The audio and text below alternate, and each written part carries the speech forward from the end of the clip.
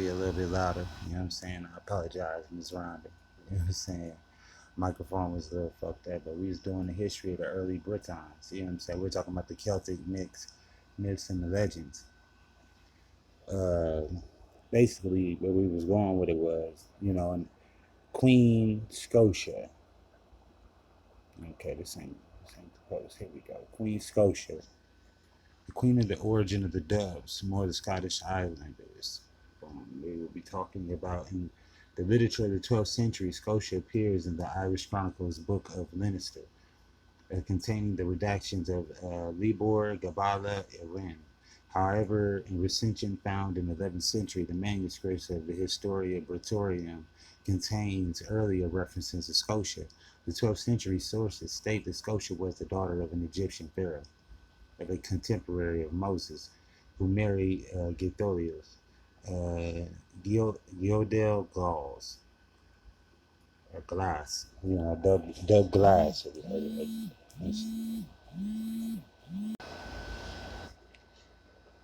Yeah, but you got Glass or Doug Glass. The Dubs.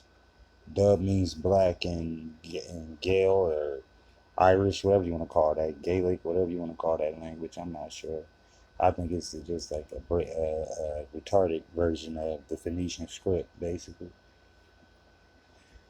Let's keep it going though. You know what I'm saying? The earliest Scottish claimed that Gelithios was a certain king of the countries of Greece, Nelios or Helios by name, while Libor Gabala Aaron Leinster redaction contrast describes him as a Scythian. Scythians are traders, your boat people. Yeah, what they call them niggas over there. Who else would be the Sumerians? Your Ethiopians. I'm trying to remember who was right above them, man.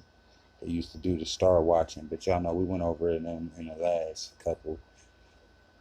I know what I talk about with the curly beards, man, up there in the Mediterranean, man. Always got the big statues talking about the Anunnaki and all that shit. You know what I'm saying? I'll find it. And I remember them. In a short time after the routine of the Gethelius search for the northeast and northwest island is entered that the island, which is now called Scotland, or so-called as Scottish will have it, of Scotia. But many grave writers have stumbled upon the certainty of his story. Yet I find it certain that the island was called Scotia. That's major. I think that I is supposed to be a J, and the other Scotia minor. And oftentimes, confusedly, they're often taken for the other and the other words to be of the great antiquity. Capgrave in his Life of the Saints of Columbus saith, Ireland of the old was called Scotland, from whence the Scotland nation inhabiting Albania next to Great Britain, now called Scotland, took their original, I don't know what that Farsi is, or Farius, and Hermite being called the bishop in France. What he was among other things answered Ireland, the island of Scots is. Ireland, king of Alfredus, translating to the history of Arius into the Saxon tongue, turneth the Scots Scythians, the broadened up the Scotland cow, them to this day. Sky to the Skits, Walesmen, rights of the country calls Sia, or alias Scythia. We have the Scythia, the Scythius, the Scotius, or the Scotius, or the Scotia. Rampulius, monk of Chester, written by Sir John Trevius, of the priest of the Old English, laid it drowned the Scots be called as the very Sits, for they came out of Scythia. Matthew, the monk of Winchester, saith the example pics of the Hibernius, Scotigorium have Bernius, we need about the quasi a diversius Nathonium, Caparti Scott, Ininium, El Lu, Ditruck, Quad, X, Diverse, Rebius, and you see all that damn motherfucking Gaelic. This nigga tripping.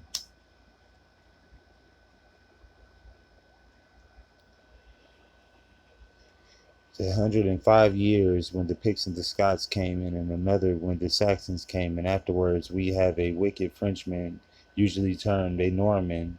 He brought over some of the best blood in England. Well, this sort of business continued. The English continued to deteriorate, and the new blood had to be brought over with various times, so that I think I have proved not only that an Englishman is an inferior character per se, but that the present day he has absolutely nowhere. Mr. Burke, it appears to me that we might go discussing these questions till doomsday arriving at no result. If we follow it out in the manner in which we have done this evening, I have not had the advantage of hearing Dr. Hunt's lecture over.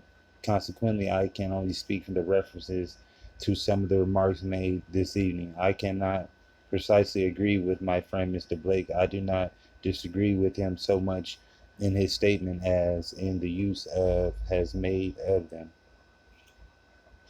When we are talking about the anatomy and the physiology of so on, there are two questions. First, as the accuracy of the facts, and then still more important one as to the use made of the facts. As a general rule, I have little or nothing to object to the facts, but I have everything to object to the inferences. It is one thing to bring a series of things to object to the inferences, but it is one thing to bring a series of minute observations and references to some one particular part of the skull, to some bone of someone, that is quite another thing to assume the importance of the difference. We see Scotia, Godel Glass, the voyage from Egypt is depicted in the 15th century in the manuscripts Scotorian of Walter Bauer. In the version of Scotia, the Godel Glass, Latinized to the Gavathos, are a wife. You fucking with that one because too much of it was cut off. They were basically cave dwelling cannibals. The Picts were called.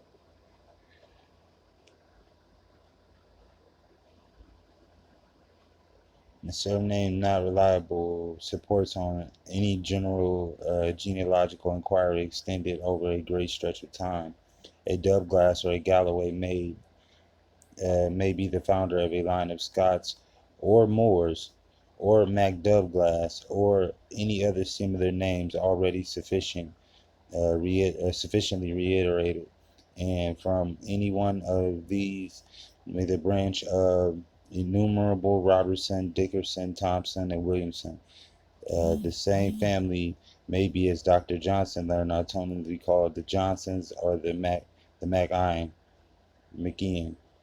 which later the name is one of those popular style Gaelic, but which may be the filthy called Old English or Old Dutch, since the Magna or Magnafon or the son of Jan, or the posterity of the two brothers may become known in the one line as Sanders or Sanderson, and in the other MacAlster, which again a man may have received the surname of his feudal superior without having the slightest relationship to his lord, a Douglasman, which not is necessarily a Douglas, strictly so called.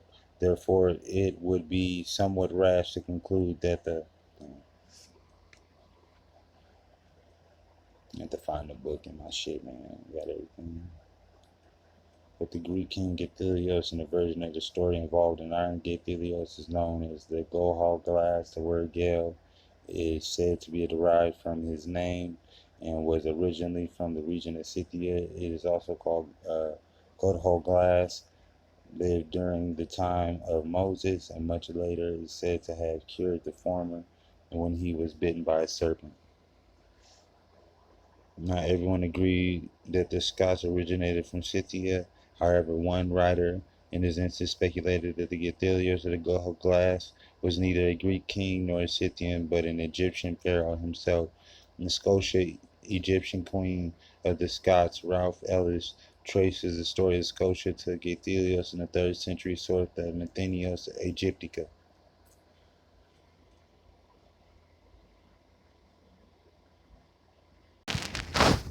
All right, we tapped in before the mic cut out and everything. We was on part 3, and we was reading that Fusang, the discovery of America. Supposedly some, I think they're from Iraq / Chinese Buddhist monks. You know what I'm saying? We just don't call them super Asians. You know what I'm saying? Supposedly. Uh, their trip all the way over passed through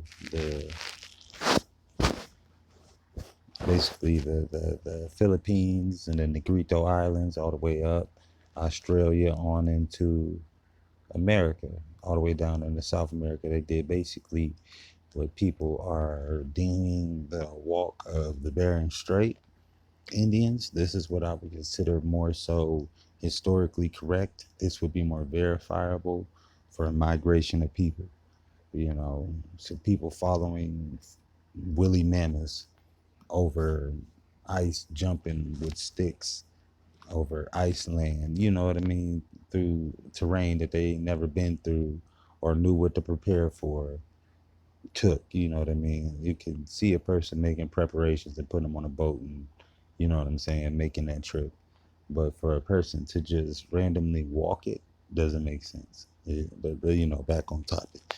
You know what I'm saying? This right here, this comes out of the reader's request to keep in confusion of the names, especially in view. The Mexicans and Aztecs who accomplished the 7 tribes, who accompanied the 7 tribes. They came down with the 7 tribes afterwards. You know what I mean? The Mexica were, or your Aztecs came from Aztlan, you know, supposedly off the coast. You know what I'm saying? These people are coastal, from the coastal side of America. And you will notice that mix start to come in with the Asians after Fusang and Genghis Khan and Marco Polo. You know, there was a constant uh, influx of people on the Manila Galleon.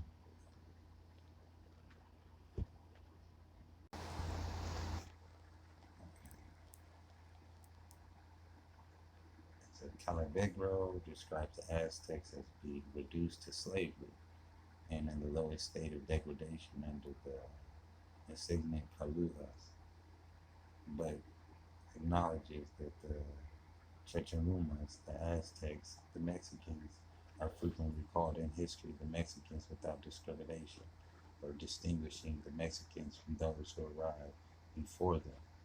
So, like you said, there was a previous population way before the Aztecs and the Mexica and all these people who came in as slaves and workers. They did not build any temples, they did not build any palaces, anything of that such. They were invading Hun style. They were nomadic people.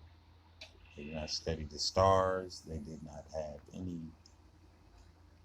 super old religion. They did not learn underneath the subjugation of the Mayan, Olmec, Toltec stock of people, which were a whole different branch, as you can tell, of people now. Okay, let's keep it moving.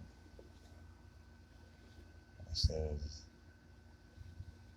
it may be allowed as they are spoke the same languages that Montezuma's race were Aztecs, but the following reasons are offered why they arrived by sea and not with the 7 tribes. We're going to get into that book in a little bit.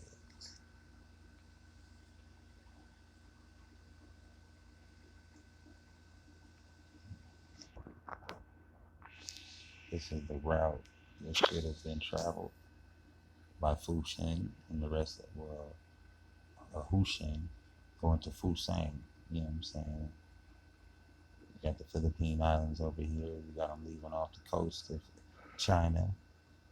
Uh, they go through Japan. Supposedly he was the first person successfully able to hit Japan. Japan was supposedly protected by the winds and the the winds of the gods, and it'll blow you way off into the Sandwich Islands and off into those little bitty Fijian islands and all those off of the Philippines and Australia. So then you see they head north. They go through a place called Gesso. And after they go through Gesso, they go to the country of the marked bodies. And these are tattooed people. These are people that they were saying tattooed up. And then they go into the great country of Han.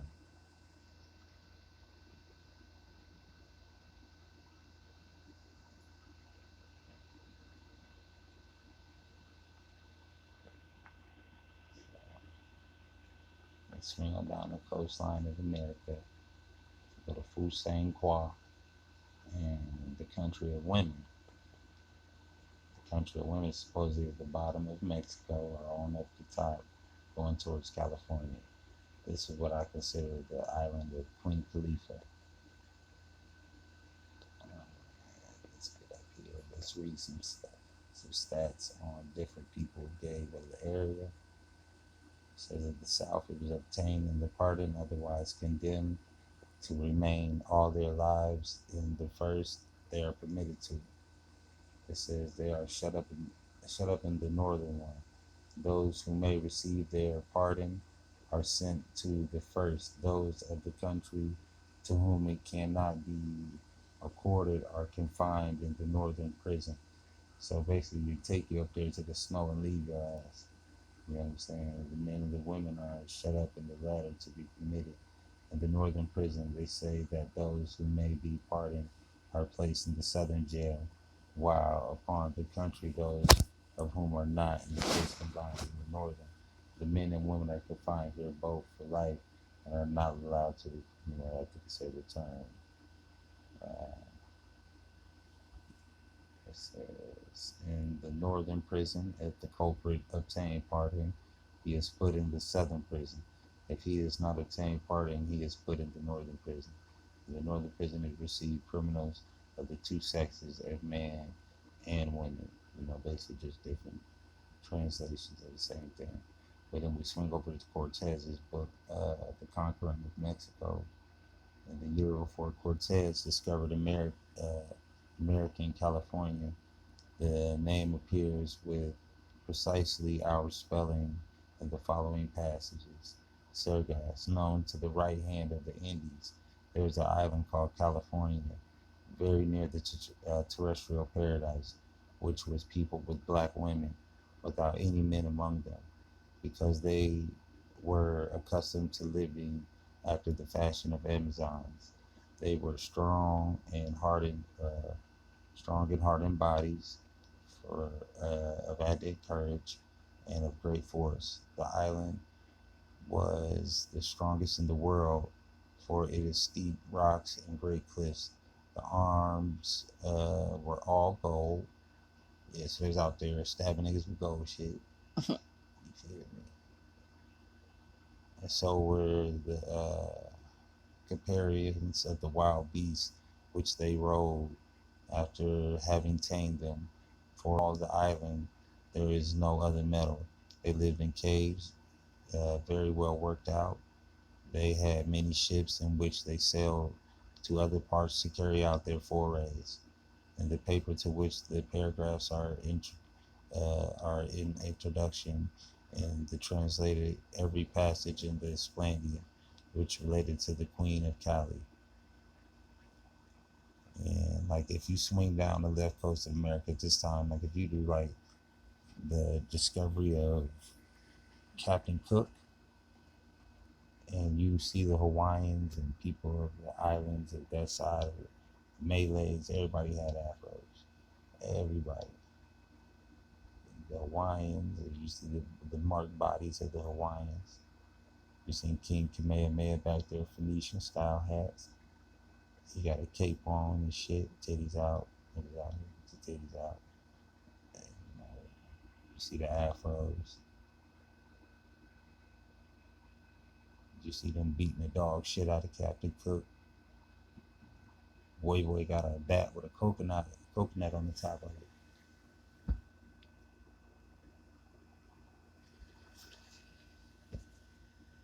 All right. right? Then you swing down to Peru.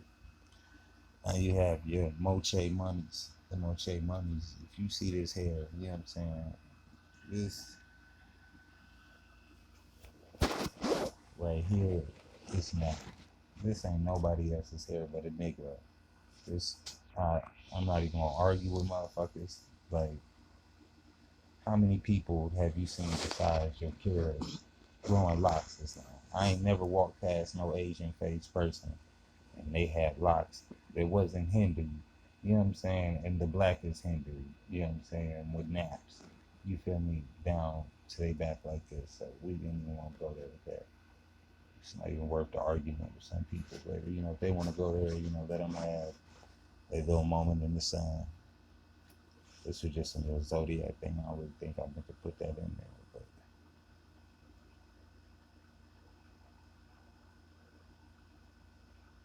they were saying the island of prisoners. So basically right here, as you can see, we have the people who would be taken out and striped and stripped butt naked. They take their ass on boats somewhere else. Where they take them? Up there to Siberia. And these same people were considered invaders from the coastline. So basically they was trying to take them home. You know what I'm saying? Take your ass right back where the fuck you came from with the bullshit. Because the Huns came over here, you know, trying to attack shit. So let's keep it moving. Guidance to move.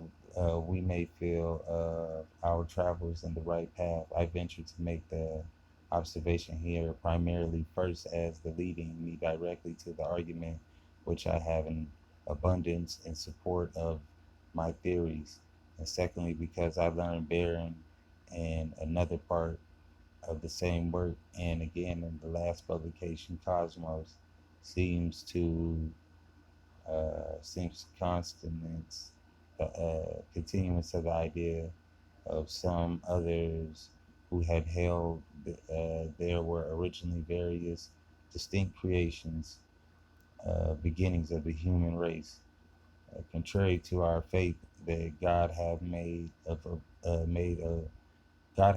one blood and all nations upon earth. In the same chapter, he says, perhaps this race of copper-colored men, uh, com- uh, comprehended under the general name of American Indian, and a mixture of Asiatic tribes and the Aborigines of the vast continent, as if the two races were essentially distinct from each other, and as if the copper-colored men comprehended under a general name of American Indian, with all their with all their mixtures, could not all of them have been only different migrations of Asiatic tribes earlier or later on the new continent? In the last work, Cosmo Baron Humboldt expressly acknowledges the unity of the human species, but he seems at the same time to quantify the emissions of quoting the approvingly a passage in the work of John Muir, thus, whether the existence of a race of men are descended from one or from several primitive men, and a question not determined by experience.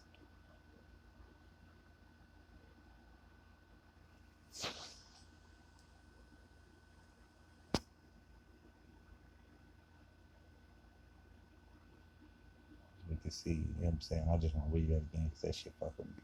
Cosmos seems to the consonance of the idea of the other to be held that there were originally various distinct creations at the beginning of the human race, contrary to the other faith that God had made of one blood all the nations upon earth. In the same chapter, he says, perhaps this race of the copper-colored men, comprehended under the general name of American Indian, is a mixture of Asiatic tribes and the Aborigines of the vast continent, as if the two races were essentially distinct from each other, as if the copper-colored men comprehended under the name general of American Indian, with all the mixtures, could not all of them have been only different migrations of Asiatic tribes earlier or later arrived on the new continent? As you can see, they keep saying, like, you know, there would be two black, you know, there would be a black influx and you would have your more Asian looking people pop up out of nowhere. That's what he trying to explain, but he gonna make them both Asian because they all gonna go with the Bering Strait through. Come on, don't do me like this. I'll free you.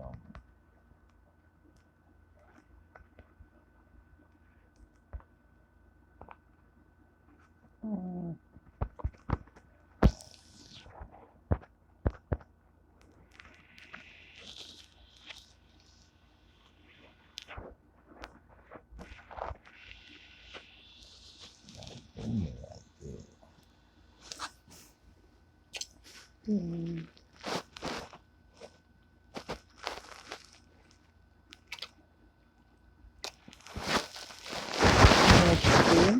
You can screen record on my MacBook, because you can pull up your Instagram.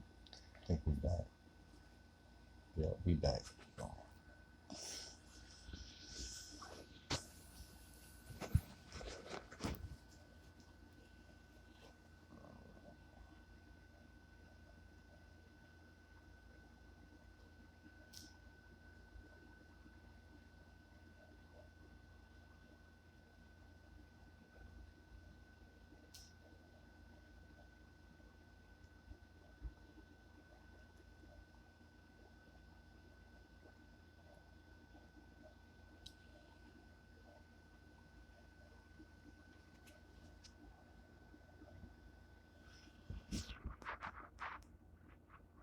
We're on the whole opposite coast, but I thought this was interesting. I'm gonna just read it just for the sake of reading.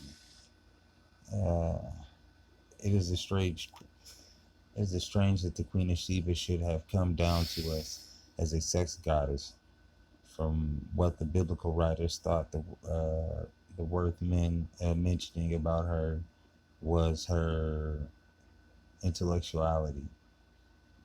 They tell us that when she came to Jerusalem, to the city where Solomon had made silver to be as stones, and the cedars like sycamores, and the vows of abundance, it was to prove to him with hard questions. Another legend, the rumor of the legends, repeats the theme of question and intelligence and forms a tenuous but fascinating tie between the library archives of the church and the discovery of America. One of Columbus' officers, the able but rebellious Martin Alonzo Pinzon, captain of the Pinta, who had helped fit out the ships, recruited seamen for the enterprise, later felt that his services had been inadequately recognized. Rewarded in 1515, 9 years after Columbus's death, an inquest was held as a part of Pinzon's suit against Columbus' family.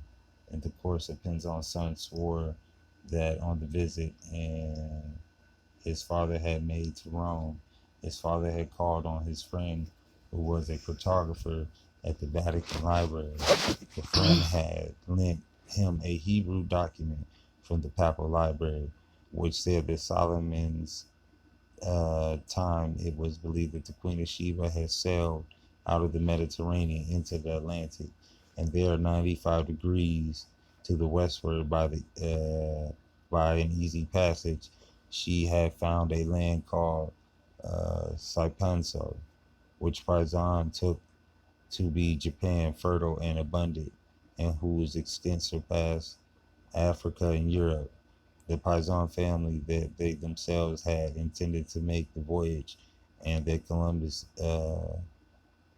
despondent at the king's failure to finance his project, had taken heart after learning of this document. Witnesses were formed to confirm his testimony that the story is intrinsically impossible, though it seems so, because it. Well, I had to get the rest of the book for y'all.